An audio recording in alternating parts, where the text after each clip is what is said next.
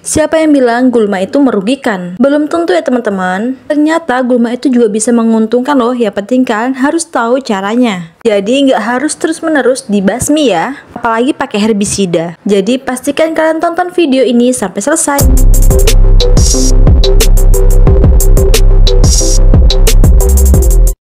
Assalamualaikum, balik lagi di channel aku Nana Science. Halo teman-teman semua, gimana kabar kalian? Semoga kalian selalu sehat. Di video kali ini kita balik lagi dengan yang namanya gulma.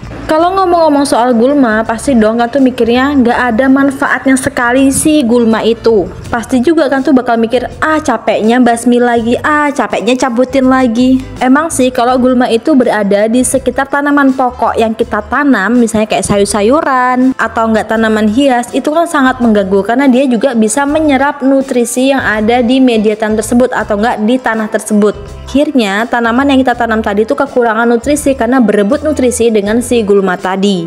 Oke, itu poin negatifnya ya teman-teman. Tapi kan tahu gimana cara kita mengolah gulma tadi itu bisa menguntungkan bagi tanaman pokok kita atau enggak tanaman yang kita tanam tadi. Caranya tuh gampang banget dan simple banget. Jadi kebetulan ini tuh gulma di sekitar tanaman daun bawang aku tuh agak lumayan banyak. Dan udah semingguan ini nggak aku cabutin gulma-gulmanya ya, rumput-rumput kecilnya ini. Jadi sekarang deh aku buat video kali ini.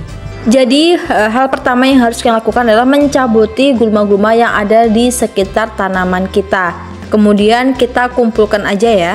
Nah, di sini pasti kan tuh berpikir dong ya, pasti nanti ini ditanam di media tanamnya atau nggak ditanam di tanahnya biar jadi pupuk. Nggak seperti itu teman-teman. Nah, ini ada langkah-langkahnya. Karena kalau misalnya si rumput kecil ini kita tumpuk aja di sekitar tanaman kita, nanti alhasil itu akan terjadi pembusukan yang malah mengganggu tanaman kita gitu ya. Karena kalau sudah busuk itu kan pasti mengundang namanya bakteri, dekomposer, pengurai dan macam-macam. Nanti kalau terlalu banyak itu malah mengganggu perakarannya.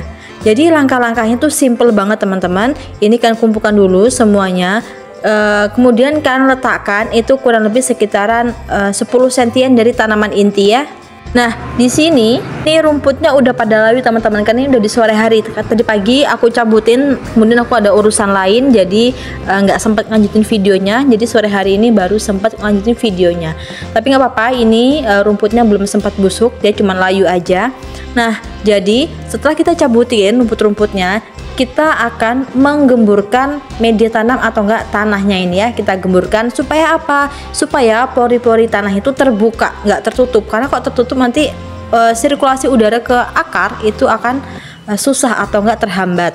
Jadi kita harus gemburkan dulu media tanahnya dan juga supaya tetap berporos ya teman-teman, enggak keras gitu. Nah, di sini aku akan meletakkan rumputnya kurang lebih 10 cm dari tanaman daun bawang. Kemudian nih, kan harus mencari atau enggak kalau kan punya dapur dari tanah ini ya. Kalau aku bilang sih pawon gitu ya, dapur tanah. Nah, itu pasti ada namanya abu kayunya, sisa-sisa pembakaran. Itu kita ambil teman-teman karena kita butuh itu. Nanti si rumput tadi yang kita kumpulkan tadi yang sudah kering tadi punya aku ya, itu akan kita taburi dengan abu kayu. Nggak menunggu layu nggak apa-apa teman-teman. Jadi teman-teman habis cabutin misalnya pagi hari itu kan masih seger banget rumputnya ya, itu langsung aja kalian taburin menggunakan abu kayu. Kenapa menggunakan abu kayu? Karena kalau penguraian, pembusukan itu kan pasti nanti akan mengundang namanya bakteri yang aku bilang tadi ya, pengurai dan macam-macam yang ditakutkan itu mengganggu si tanaman intinya. Jadi kita taburi si abu ini untuk menekan jumlah, karena namanya pembusukan itu pasti ada ya, kita nggak bisa menghilangkan semuanya, nggak bisa. Jadi dengan menggunakan abu kayu ini kita bisa menekan jumlah bakteri atau enggak dekomposer, jadi nggak terlalu berlebihan pembusukannya. Nah, kalau udah begini nanti terjadi pembusukan dan bisa menjadi pupuk bagi si tanaman inti. Nah, gimana teman-teman? Oke, makasih kalian nonton video ini sampai selesai. Semoga video ini bermanfaat dan selamat mencoba.